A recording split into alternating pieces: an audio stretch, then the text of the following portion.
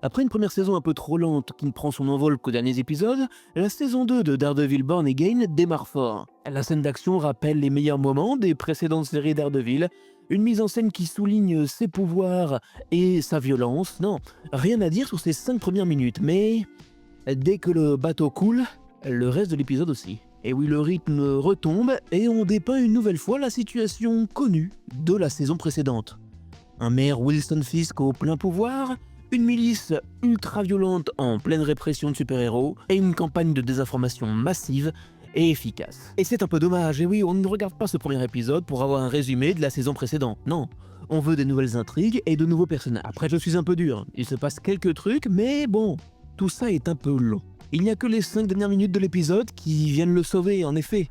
Encore une fois, une scène d'action efficace, des combats violents, de vrais enjeux, et surtout une dernière scène qui réintroduit le personnage de Bullseye qui, vraisemblablement, semble vouloir, je dirais, maintenir Daredevil en vie, peut-être pour le tuer lui-même, peut-être pour d'autres desseins, mais on le découvrira, je l'espère, dès le prochain épisode.